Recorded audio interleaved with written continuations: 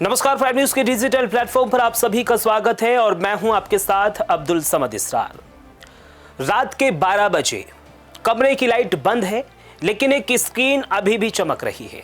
आंखें थकी हुई हैं, फिर भी उंगलियां लगातार स्क्रॉल कर रही हैं। बस 5 मिनट और, कहते कहते कब 2 घंटे निकल जाते हैं पता ही नहीं चलता। सुबह उठते ही फिर से वही फोन, वही नोटिफिकेशन, वही दुनिया। ये सिर्फ एक बच्चे की कहानी नहीं है, ये आज लगभग हर घर की सच्चाई बन चुकी है। मोबाइल अब जरूरत नहीं, आदत बन चुका है और धीरे धीरे ये आदत एक ऐसी लत में बदल रही है जो बच्चों की नींद, उनका फोकस, उनकी पढ़ाई और सबसे ज्यादा उनकी मानसिक सेहत पर इसका बुरा असर पड़ रहा है। अब इसी खतरनाक स्थिति को समझते हुए कर्नाटक सरकार ने एक ऐसा कदम उठाया है जो अगर सही तरीके से लागू हुआ तो आने वाले समय में पूरे देश के लिए एक मिसाल बन सकता है। सरकार ने 9वीं से 12वीं के छात्रों के डिजिटल इस्तेमाल को लेकर एक नई ड्राफ्ट पॉलिसी जारी की है। इस पॉलिसी में साफ सिफारिश की गई है कि पढ़ाई के अलावा मनोरंजन के लिए स्क्रीन टाइम रोजाना सिर्फ 1 घंटे तक सीमित रखा जाए। यानी अब घंटों तक रील्स देखना, गेम खेलना या फिर बिना वजह फोन चलाना आसान नहीं होगा। इतना ही नहीं, इस पॉलिसी में शाम 7 बजे के बाद इंटरनेट बंद करने की भी बात कही गई है। सोचिए, जहां आज बच्चे रात देर तक ऑनलाइन रहते हैं, वहां अचानक इंटरनेट बंद हो जाना उनकी दिनचर्या को पूरी तरह से बदल सकता है। साथ ही यह भी कहा गया है कि सोने से कम 1 घंटे पहले बच्चों को स्क्रीन से पूरी तरह से दूर रखा जाए, ताकि उनकी नींद बेहतर हो सके और दिमाग को आराम मिल सके। इस ड्राफ्ट में मोबाइल के लिए चाइल्ड प्लान का सुझाव भी दिया गया है, यानी ऐसा सिस्टम जिसमें बच्चे सिर्फ जरूरी चीजें ही इस्तेमाल कर सके। इसमें ऑडियो ओनली विकल्प होगा और तय समय के बाद इंटरनेट अपने आप ही बंद हो जाएगा। इसके अलावा किशोरों में इंटरनेट लत और बढ़ता मानसिक तनाव, उम्र के हिसाब से अलग अलग डिवाइस और ऑपरेटिंग सिस्टम विकसित करने की भी बात कही गई है, ताकि छोटे बच्चे और किशोरों के लिए डिजिटल दुनिया सुरक्षित और सीमित बनाई जा सके। सरकार के आंकड़े भी इस फैसले की गंभीरता को दिखाते हैं। लगभग 25% किशोर इंटरनेट की लत का शिकार हैं, जिसका सीधा असर उनकी नींद पर पड़ रहा है। बच्चे देर तक जाग रहे हैं, सुबह उठने में दिक्कत हो रही है, स्कूल में ध्यान नहीं लग रहा है और धीरे धीरे उनमें चिंता और तनाव लगातार बढ़ता जा रहा है। और यही कारण है कि इस पॉलिसी में सिर्फ स्क्रीन टाइम कम करने की बात नहीं की गई, बल्कि एक पूरा सिस्टम बदलने की कोशिश की गई है। सबसे बड़ा बदलाव स्कूलों में देखने को मिलेगा। अब डिजिटल वेल बीइंग और ऑनलाइन सुरक्षा को पढ़ाई का हिस्सा बनाया जाएगा। बच्चों को सिखाया जाएगा कि इंटरनेट का सही इस्तेमाल कैसे करना है, साइबर बुलिंग क्या होती है, अपनी प्राइवेसी कैसे सुरक्षित रखनी है और ऑनलाइन जिम्मेदारी व्यवहार क्या होता है। यानी अब सिर्फ किताबों की पढ़ाई नहीं, बल्कि डिजिटल दुनिया में जीने की समझ भी दी जाएगी। हर स्कूल को अपनी डिजिटल उपयोग नीति बनानी होगी। इसमें डिजिटल डिटॉक्स डे रखे जाएंगे, यानी ऐसे दिन जब बच्चे बिना स्क्रीन के समय बिताएंगे। टेक फ्री पीरियड होंगे, जहां क्लास में मोबाइल या फिर किसी भी डिजिटल डिवाइस का इस्तेमाल नहीं होगा। इतना ही नहीं, छात्रों से संपर्क के लिए व्हाट्सएप की जगह फिर से डायरी सिस्टम अपनाया जाएगा, ताकि हर छोटी चीज के लिए मोबाइल पर निर्भरता खत्म हो सके। इस पॉलिसी का एक बहुत अहम हिस्सा है मेंटल हेल्थ। आज के समय में बच्चों का मानसिक स्वास्थ्य एक बड़ी चिंता बनता जा रहा है, लेकिन अक्सर इस नजरअंदाज कर दिया जाता है।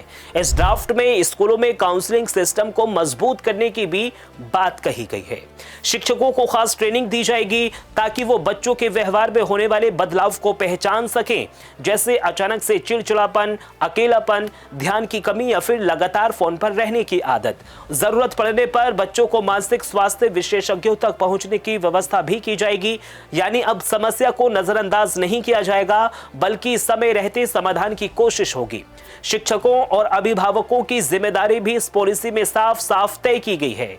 शिक्षक सिर्फ पढ़ाने तक सीमित नहीं रहेंगे, बल्कि बच्चों के डिजिटल व्यवहार पर भी नजर रखेंगे और उन्हें सही दिशा में गाइड भी करेंगे। तो वहीं अभिभावकों को भी कहा गया है कि वो घर में स्क्रीन टाइम की नियम बनाएं, नो फोन जोन तैयार करें, जैसे डाइनिंग टेबल या फिर बेडरूम, और सबसे जरूरी खुद एक उदाहरण बने। क्योंकि अगर माता पिता खुद पर समय में फोन में लगे रहेंगे तो बच्चों से बदलाव की उम्मीद करना मुश्किल हो जाएगा। इस पॉलिसी में आर्टिफिशियल इंटेलिजेंस यानी एआई के बढ़ते इस्तेमाल को भी ध्यान में रखा गया है।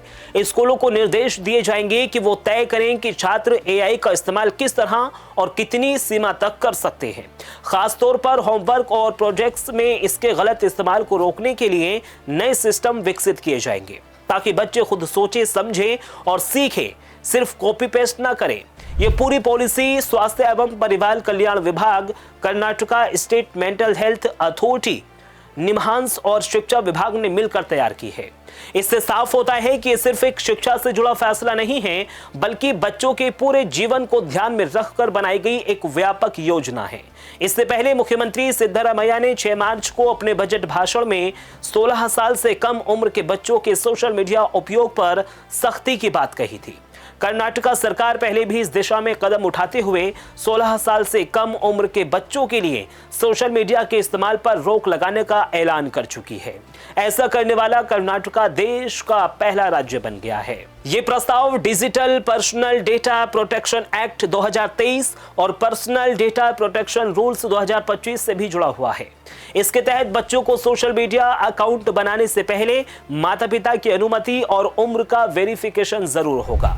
इसके लिए सरकारी पहचान प्रणाली या फिर डिजिटल लॉकर का इस्तेमाल भी किया जा सकता है। अब सवाल यह है कि आखिर बच्चे सोशल मीडिया और इंटरनेट की ओर इतने ज्यादा आकर्षित क्यों होते हैं? इसका जवाब टीन एज की मनोवैज्ञानिक में छिपा हुआ है।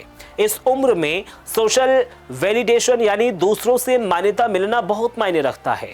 सोशल मीडिया उन्हें एक ऐसा प्लेटफॉर्म देता है जहां वो अपनी पहचान बना सकते हैं, खुद को दिखा सकते हैं और लोगों से तुरंत प्रतिक्रियाएं भी पा सकते हैं।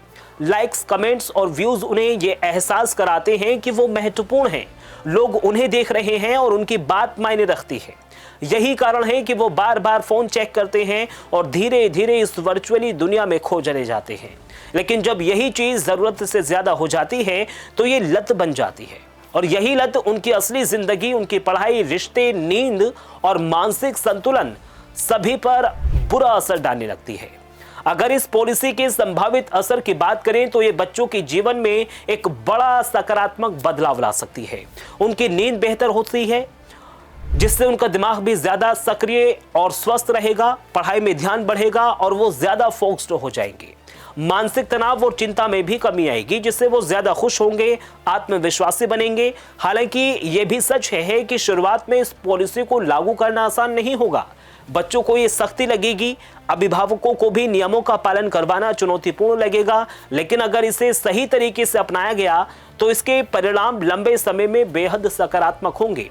कुल मिलाकर कर्नाटका सरकार की यह पॉलिसी सिर्फ स्क्रीन टाइम कम करने का नियम नहीं है, बल्कि ये एक सोच है। बच्चों को डिजिटल दुनिया के बीच संतुलन दिखाने की ये कदम उन्हें सिर्फ अच्छे छात्र नहीं बल्कि एक स्वस्थ, जागरूक और संतुलित इंसान बनाने की दिशा में एक मजबूत पहल है। आखिरकार सवाल सिर्फ स्क्रीन टाइम का नहीं है बल्कि बच्चों के भविष्य का है।